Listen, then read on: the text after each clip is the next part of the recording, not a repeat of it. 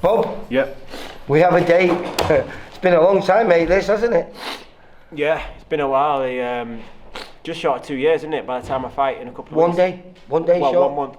Because I think it was the 14th of December. Yeah. Last outing was against Jose Burton. Yeah. And I know you were frustrated with that because you went into the fight. I know boxers don't like making excuses or anything like that, but you were injured. You had a bad shoulder, didn't you? Yeah, I had a bad shoulder going into that fight, Liam.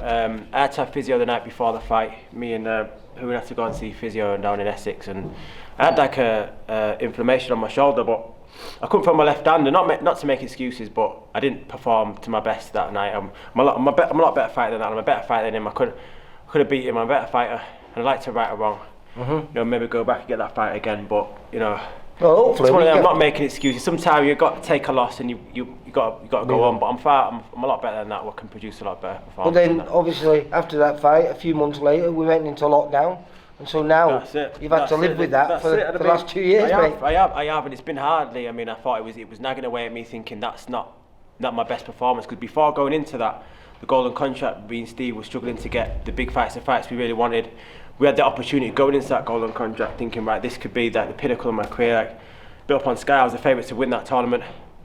And you know, unlucky that me and Ophi got drawn against each other first. But you know, he's a big, tall, rangy boxer, long. But he caught me with a flash knockdown the first time. I had to chase the fight after that. I kept pushing the fight, and I'm a counter puncher normally, and he just has to chase the fight.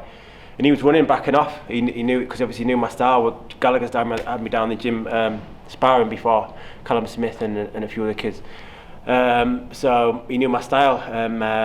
Yeah, I'm not taking nothing away from him, and I'm not making excuses. He fair square what he won that night, but I know I'm a better fighter, and I beat him. And this is what's driving you forward still, you know, at 35. Still niggling him. Just watch you there, mate. Just watch you. Yeah, thanks. And you're looking light on your feet, as quick as ever. Still you know, got it. The speed's still there. Everything's still there. Everything's still there. And that's why I've just now it's my last roll of dice. It's my final push. I'm not no spring. Does that make you a dangerous man, knowing this is definitely? So what I believe is, I'm going to put this out there. I'm going to change now because people think I'm washed up. That's going to be at their own peril because they're going to be in for another rude awakening. Because I'm still that dangerous fighter that everyone avoided when I was in my prime. No one wanted to fight me. That's has been the narrative of my career. You never actually lost your titles in the ring. Never lost my titles. There's a lot of frustration in your career, isn't there? There has been, and Steve knows that. And I mean, since I've vacated the titles, titles changed hands a few times, which it shouldn't have really. But that's boxing for you, innit? It's snakes and ladders, and it's it doesn't stop. It continuously moves. But at 35, there's talk about you moving up to cruiserweight. Because I'm watching, looking, you were always massive, absolutely massive as a light heavyweight. Yeah. And you seem to have filled out a little bit, and you're looking, like you've got some meat on those shoulders of yours. So is this where you want to continue at cruiserweight? I know this is what you're coming back at. I think so. Obviously, because of the layoff and being out for nearly 2 years, I've put on a bit of timber during that time. And like you said, I've been in the gym. I've been ticking over in the gym for the past 6 months or so. And I've put a bit of lean muscle, and I feel better for it. I'm not. But it's good muscle though, isn't it? Yeah, it's lean muscle. It's not no fat. It's lean muscle, and I've filled out a little bit, and I'm feeling nice where I'm at. And we said we're going to go in and test the water, see where I'm at. I'm going to see where I'm going to be in a few weeks. I said I'd maybe make a catch weight. If I feel comfortable and okay, I'll stay at this weight. I'm not going to kill myself now because obviously my body's changing. I'm 35. I'm not going to kill myself to make the light heavyweight limit. When I was in my late 20s and that I could make it comfortably now, if it's going to be pushing myself where I'm going to be moody and grumpy just to make weight and not focus on the training, I'll just stay away. I'm going to be a small cruiserweight, but I'm going to be like, hey, look at Over McKenzie. He was a light heavyweight really. He fought dirty stone, and he fought a cruiserweight. He had the power. I've got the speed and the power to carry up to the cruiserweight division. Kind of like Bellew did. He moved up, but he was a bigger lad. He was a bigger guy. But the big cruiserweights are coming down in weight. I wouldn't really be. I could just stay where I'm at. But Tony was probably fleshy than you. When he moved up to cruiserweight. He was, because he's always been chunky, hasn't he? When he was light heavyweight. You see when he fought me light heavyweight, he did to boil himself down. Do you know what I mean? He's a cruiserweight really, naturally, or heavyweight even. Well, he was as an amateur. He was always boxing at 91 kilos. Heavyweight, yeah. So, but you excited again though? I'm excited now. I'm buzzing now. I'm glad to see you down here, and it feels real now. You're always coming around it, and I've got that fire in my belly. When I wake up in the morning, I'm switched on. Like And my missus like, oh, what's wrong with you? You know what I mean? She's mad because she hasn't seen me like this. She hasn't seen me like, you know what I mean? She hasn't seen me like as a fighter, being in a training camp and being on the edge and living like a fighter, and you know what I mean, just being on it, waking up, having that desire and having that drive. Did you like a lot of fighters have done? They suffered with a little bit of depression through this lockdown because they couldn't no longer do what they've I'm done. not surprised. I mean, mental health's been a massive thing, and especially for boxers, we're out of the sport, and that's what we love to do. And it was a challenging time, Lee. I'm not going to lie, it's a challenging time because you're thinking, well, this is what I do for a living. I'm a professional boxer. What do I do now when I can't box, so I can't make a living? So I'm going to have to go out and work and do numerous jobs and this and that, which is not really it's not really my forte, not really what I want to do, but I've got to do something to make ends meet. And then I thought, that isn't me. This is me boxing. This is what I do. This is still what I've still got it. I could see, like you say, you've got all that hunger back and that drive. I have, and this is what I want to do. And that was the thing, like you say, at times I was a bit down and thinking, well, I want to get back in the ring. And I was on to Steve, and I said, listen, Steve, I think last time I spoke to you, and I spoke to Steve Illis like in July, and I was speaking to him, and I said, yeah, the hunger's back. I want to, you know what I mean? I'm gonna have another roll of dice. This is what I want to do. I want to get back. And it must be brilliant as well because we've just signed a lot of fighters that are based around this area, and on the night that you make your return, it's Royal Armouries. Royal Armouries, that's another thing. I haven't fought in Leeds since I don't think. I fought in the Max Nutrition semi-final in the Town Hall, a headline there on Channel 5, and then I fought Josh Warren's undercard at the First Direct Arena. But I haven't fought in Leeds for a long time, maybe 5 years, maybe 5 or 6 years. So to be fighting Leeds, I'm buzzing to be fighting in my hometown again. And to be, I know it's Reece Mould that's headlining it, but you and Reece Mould are like the old guard now. Reece is only young. He's been to British level. I was going to have a word with Woody actually. Why am I not headlining? I should be top of the bill, but I was going to say, hang on a minute, but fair enough, he's fighting an international fight. I'm fighting a 6th rounder.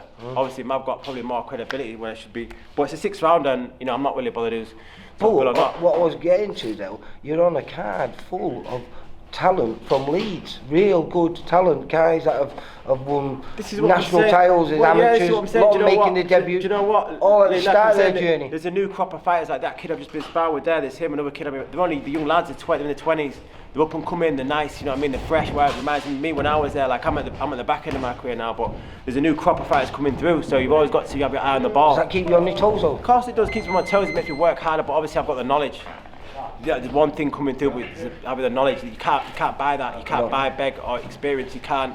You have to have it. You've got to earn it. You've got to earn your stripes. You know what I mean? You've got to earn your credibility in this game, and that's what I've done. Yeah, and like I say, both whether it's light heavyweight or cruiserweight, it's heavily loaded. They're both fantastic divisions now in British boxing. They are British boxing and on the world scene, especially in the world scene for light heavyweights and both. Well, let's say everything goes well. Let's say everything goes perfect on November the 13th when you return. Yeah. You shake that ring rust off, you put on a fine display. Yeah.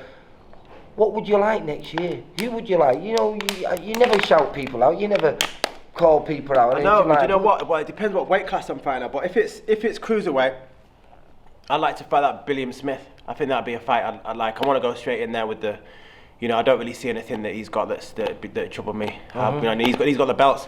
I want the fights, the meaningful fights that people have got the belts. Who's got the titles? Who's got the belt? I want something substantial. I'm not coming there for a 6th round. I'm a championship fighter. I'm a 12-round fighter. So I want the belts. I want the titles.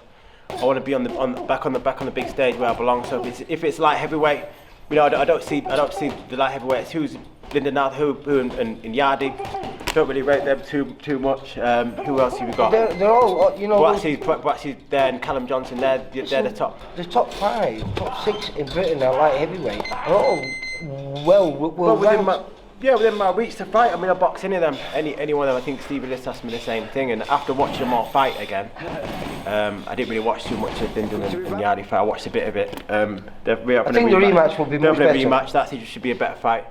I watched a little bit of Ratsi's last fight, and I think Callum Johnson. I've seen his first. I didn't see his fight lately, but I've seen his one before that. And then you've got Jose Hofi fighting for the British. I think for the British again in a couple of weeks' time. So there's all them fights I'd like. I'd fight, in that mix there in the top 10. All them fights I like. You've got the likes of. Who else? You've got Stephen Ward and that Riak Parr. I seen him at cruiserweight now. Didn't really rate him when I seen him fight the other week on Sky. I just thought he was average. Then they're pushing him for some WBC international. I think is he fighting that Duadola. in a few weeks' time. Yeah. So even them fights, but to have fights like that, I think Steve mentioned we could have had that fight with that Lawal, but to have them fights, I'd need to be like in a training camp, and I want proper notice. I'm not going to jump at them fights in for 4 or in 10 days or something. So if we're in a camp, which I've said to Steve, we're going to sit down after this fight has been ticking over, we're going to get re-affiliated with the trainer again. So I presume on November the 13th, everything goes perfect, like you hope. You'll have a lot to say then, because you'll be allowed to say, won't you? Definitely. Well, speak to me again then. Speak to him, come and see me after that, after the night on the 30th. I'll have a lot more to say then. Yeah, I'll be shouting off even more then. Well, listen, I'm really looking forward. Like you say, there's not just you on there and Reece Moore, but there's a whole new bunch of young talent coming from Leeds. So I think for Leeds, it's going to be a fantastic night. Yeah, boxing. The first time VIP been back in Leeds since Josh Warrington's early days. There you go. I mean, I'm excited. Steve said to me that he were going to put me on a show. I think the one last week actually in Holland. He says, "Hang on, I've got a few kids in these now. What I'm going to do is I'm going to put a show on Leeds." And he's got a good venue. You know what I mean, it's a good venue, that Royal Armies. I've never been down there, but I know it's a good museum and it's a good venue. So, there's big things happening again. And good to see you excited about it again, mate. Yeah. I can see it in your face. Yeah. And you're looking good and looking sharp, Thanks. mate. So good luck for the 13th, and hopefully I'll be saying win number 20. Yeah, well that's it. Should be going to 20 and 4 after this, without a doubt. Yeah, definitely. Bob, you take care, mate. Thanks. Bye bye.